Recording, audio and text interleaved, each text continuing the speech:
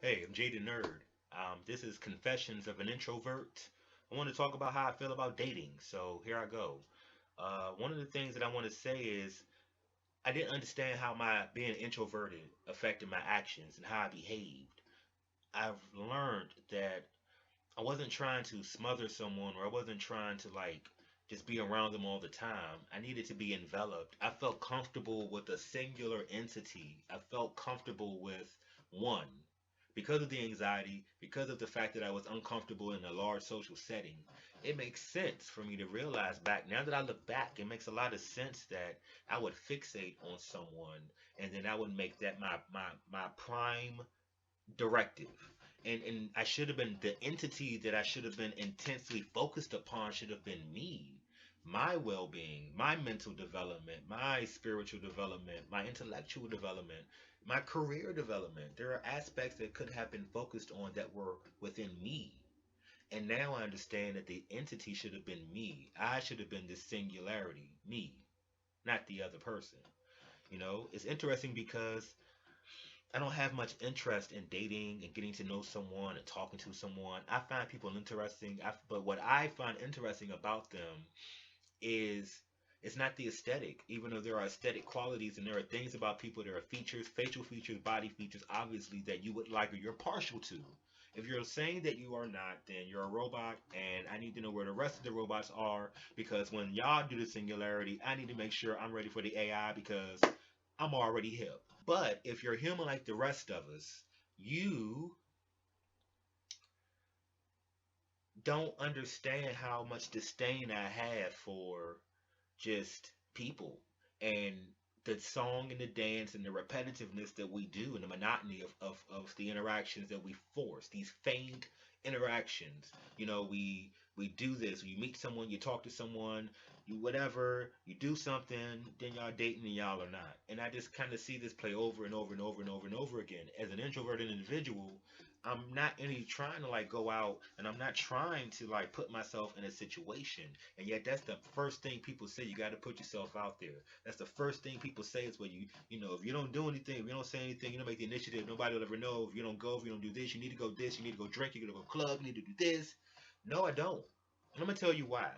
Because a lot of times in those environments and in those social settings, the types of people that are there are not the same type of individual that I am. It's just not going to happen. So understanding that maybe your intention may be good to just say, hey, I'm trying to help my homie out, or I want my girlfriend to have a good time because she never dates anybody, and you're like, you're the popular girl, and then you got your female friend, and she doesn't do anything, and you're like, oh my god, I want her to be happy. But how do you know that she's not happy within herself?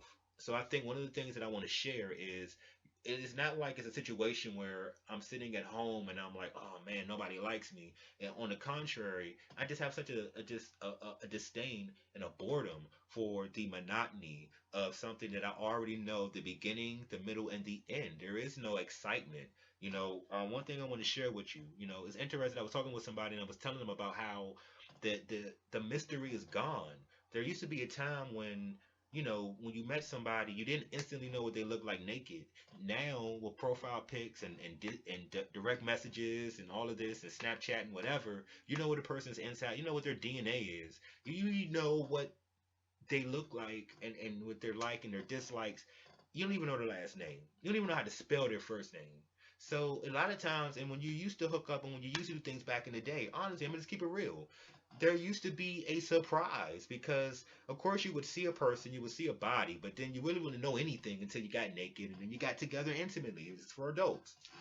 And there used to be always a time you'd be like, wow, I didn't know that all that was going on. Or you're like, dang, you know what I mean? Or they might have been thinking about you like, wow. But now, with the 50 million profile pics and selfies and just the way we put ourselves out there. Hey, I'm guilty. I've got pictures. I take pictures after I take a workout or something like that. I've contributed to the narcissism, and that's why a lot of times some of the things I'm going to say will contradict the fact that I say I'm introverted, even though I'm extremely introverted and I deal with anxiety issues on a severe level. I seriously do. But I've contributed pictures, but again, it's for validation. It's to be liked. I'm telling you, I'm honestly at the core. I really want people to like me. I really do. But dating is something entirely different, and I will not do it again. I'll tell you a couple of reasons why. You know, I'm interested in people. The aesthetic doesn't really do anything for me. Yes, I have partial things that I like. There are physical things that I like. There are, you know, just things that, hey, I'm a man. I would respond to physiological stimuli. I mean, how could I not? But what really gets me going and what really drives me is your intellect. Where's your mind? Where's your brain? You know, what are you thinking about? What are you pondering? Do you ponder? Do you even understand what it is that I'm trying to do? Can you contribute to a conversation? Can you add to a dialogue? Do you have a varying difference of opinion? Are you your own individual? What do you think? And I think I'm more aroused by that than any aesthetic or anything because, again, yeah, we're young. I'm middle aged now. I'm 35 years old, but then there will come a time where I will not be 35 years old. I will be older. And then these features will go. And then even if I do work out, this will go. But then my mental makeup will always be here. So I'm not tripping about your aesthetic and what you look like. Give me something about your mind. What's in your mind? That's what it is in introverted people. For myself, I assess what your mental, I don't know, what your capacity is, and if I deem that it's not even worth, if I deem that you're at a certain level, I'm not going to judge you or condemn you. I'll talk to you. I'll meet you where you are, but I'm not going to extend myself in a dating capacity because the aesthetic just doesn't really do anything for me. You know, understand what I'm saying? I don't put myself in social settings so I don't have to encounter people. Sex is great, but my mind yearns to be stimulated. Like, can you make me think about something after the conversation? Would I stop to think maybe a week or two later after you hit me with something that I had no reply for? And then I finally had the epiphany and the light bulb moment. Can you spark creativity within me when I speak to you? Can a word or a sentence spawn a poem? Can a word or a phrase spawn you to create something out of nothing? Like, these are the things I'm talking about when I'm saying I'm trying to ascend to a higher level and I'm reserving to myself. Like I joked in my other video, I have the secrets of the universe in my mind and I'm not trying to be distracted by dating. I don't have the time. I don't have the time. I don't have the time. I don't have the time for Netflix and chill. I don't have the time for the song and dance. I just don't. You know, the more I accept my introverted nature, the more I wanted to see if I found someone with qualities like me. I'll leave with this because I apologize because it went long. I kind of got a little ranty, but I'll leave you with this. This is how I feel. Could you be comfortable being quiet? Could you be comfortable if we're both reading something that we both enjoy? A lot of times people want you to feel like they need you to validate that they entertain you. You need to entertain them. They seek validation with that.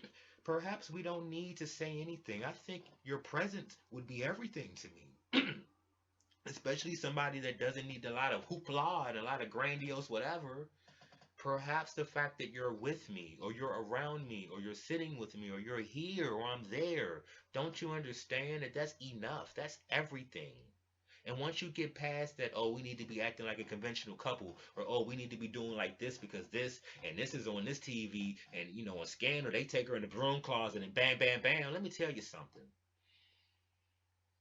You need to extend the same tolerance that you want from someone that's introverted to give you a chance, just like the introvert needs to extend tolerance and need to at least extend once or twice to let somebody prove or at least show that they're capable of honoring what they feel is sacred. And until you realize that, you might miss out on many opportunities with people who are introverted. And likewise, we are not going to want to extend ourselves to you. I don't even know why I went that long, but I'll definitely continue this. I'm Jaded Nerd. If you like the content, thumbs up, thumbs down. You may subscribe so that I can interact with you more, maybe generate an email list. I would love to hear what you think about what it is. Please put them down in the comments below, and I'll talk to you guys next time.